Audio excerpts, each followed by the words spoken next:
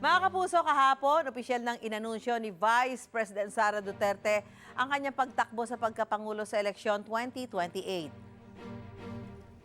I offer my life, my strength, and my future in the service of our nation.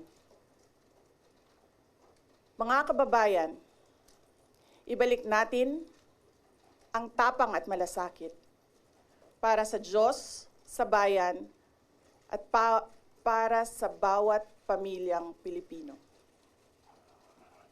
Ako si Sara Duterte, tatakbo bilang Pangulo ng Pilipinas. Yan ay sa gitna ng impeachment complaints laban sa kanya at ang nalalapit na confirmation of charges hearing ni dating Pangulong Rodrigo Duterte. Para pag-usapan at himayin ang balitang yan, makakasama natin Professor Maria Fe Mendoza, Professor Emeritus ng UP National College of Public Administration and Governance o UP-NCPAG. Good morning po, Prof. Good morning, Ma'am Susan. Thank you po sa pagpunta ng maaga. Ito, Prof, ano po tingin nyo doon sa announcement ni Vice President Sara? Especially yung timing. Dahil ang sinasabi ng iba, masyadong maaga. Yung iba naman po ay hindi na nagulat doon sa naging anunsyo ng Vice Presidente. Pareho pong tama yon. Maaga siya, pero marami ding nag-expect na talaga na siya ay kakandidato. Dahil simula't-simula naman po, ambisyon na po niya ang maging Pangulo.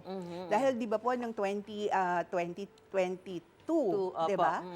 Kung hindi lang po nag-broker si GMA, itutuloy po na siya ang magiging presidente, kakandidato maging presidente. Apo. So ngayon, Prof, ano yung tingin nyo yung magiging epekto ng pahayag na ito ng Vice? Lalo na doon po sa impeachment complaint laban sa kanya, may mga nagsasabi kasi na ito daw announcement, itong pahayag na ito ay parang babala sa Kongreso kung sino ang boboto ng yes or no doon sa impeachment complaint. Ano po ang masasabi niyo diyan, Prof? Maaaring babala nga. Kasi ang talagang, napakalakas kasi ni VP Sara. Apo.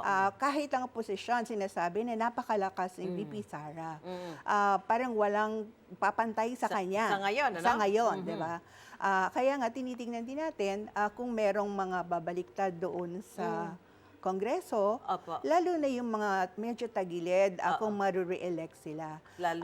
Oo. Pero yun nga, ang Kamara naman ay meron silang proseso at yung first impeachment complaint, naging successful siya, di ba?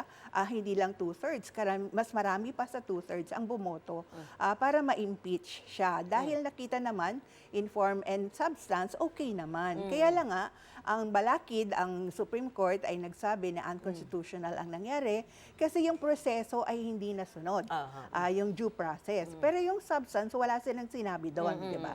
So ang ano doon, kung may impeachment ngayon, maaring matuloy yun.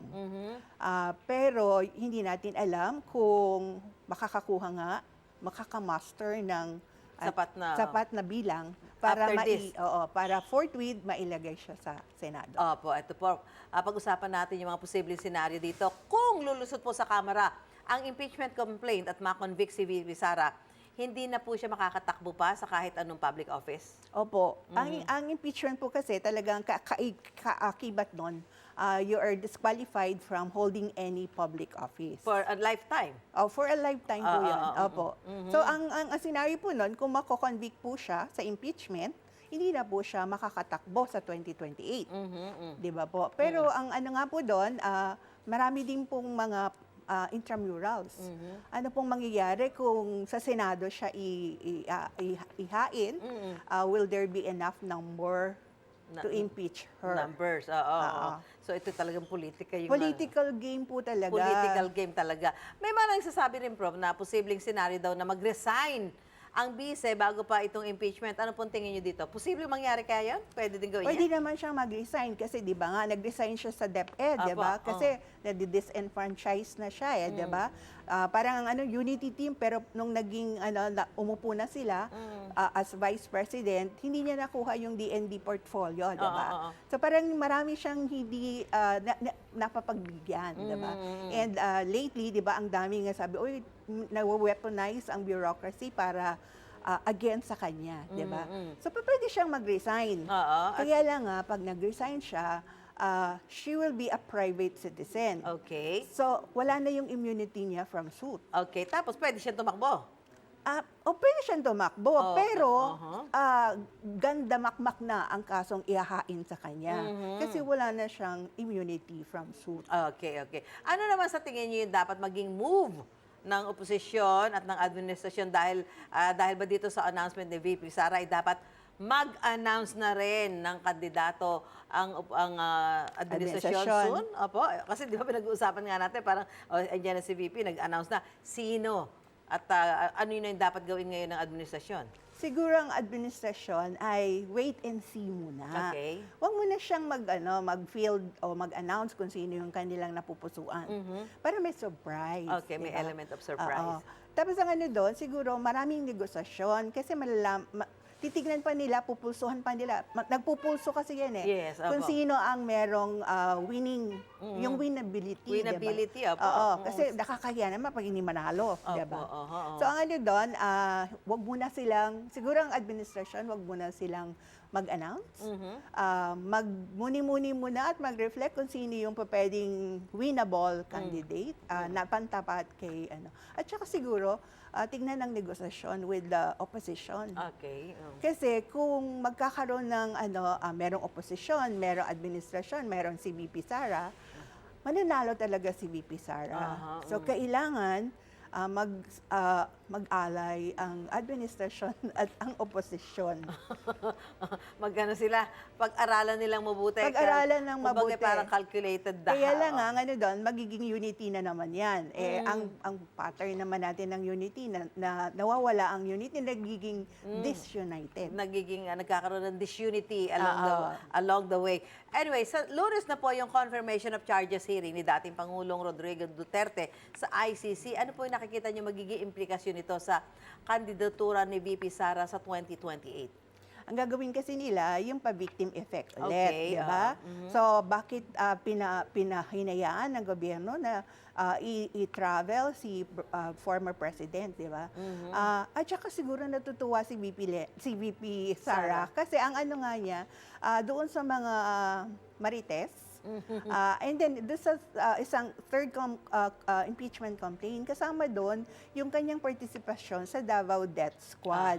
At meron ngang mga parang news na nagsisirculate na pwede siyang isama as co-conspirator. Pero di ba nung recent na nilabas ng ICC, hindi siya kasama. Yes, So yung dalawa yung ano doon, magsasaya sila kasi nga hindi siya kasama. So walang effect yan at lalo pang mabubus ang kanyang winnability. Pwede pa rin nila magamit yun. Oo. Tapos i-capitalize pa rin nila yung pagiging biktima nila sa parang injustice na ito sa Philippine government. Oo. Isa ring usap-usapan, ma'am, yung magiging running mate ni VP Sara sa 2028. Aba, sa tingin niyo, sino po yung mga posibleng makakasama niya sa pagtakbo? Di ba po ang sabi si Robin Padilla o kaya si Amy? Pero sabi po kahapon, parang si Senator Amy na para first in the history that there is a tandem of president and vice president who are parang powerpuff girls. Women power siya. So baka pwede yun. Pero yun nga, tingnan din natin kung sino ba ang Medyo mahaba pa ba? Mahaba, Dalawang taong oo, mahigit dalawang pa. taong- dalawang So may taong mga pa. maaari pang magbago at may mga bagong player na lumabas along the way. 2026 pa lang ngayon, ma'am, pero ano ba yung inaasahan natin sa election 2028? Kanina pinag-uusapan natin up there. Parang sino ba ang mga nakikita natin na baka na lumabas na mga kandidato sa pagkapangulo sa 2028, ma'am? Maraming mga pangalan na lumalabas. Si VP Sara, si VP Lenny, si Senator Risa, si Senator Bam, si Senator Tulfo. Opo. Tapos sa administrasyon, 'di ba, si si Secretary John Vic. Opo. Kasi may charisma siya, 'di ba?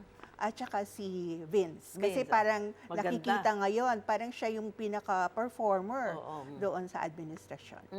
So yun yung mga nakikita sa ngayon, di ba? Pero asahan natin Magbabago yan. mababago yan at Oo. may mga bagong mukha na Oo. lalabas Oo. habang papalapit ang 2028. Anyway, maraming salamat po, Professor Mendoza ng UP-NCPAG sa ibinahagi niyong kaalaman ngayong umaga. Yan. Mga kapuso, atin pong babantayan ang maiinit na issue at atin niyang pag-uusapan dito sa Unang Hirit. Wait! Wait, wait, wait! Wait lang! Huwag mo muna i-close. Mag-subscribe ka na muna sa GMA Public Affairs YouTube channel para lagi kang una sa mga latest kwento at balita. I-follow mo na rin ang official social media pages ng Unang Hirit. Thank you. O sige na.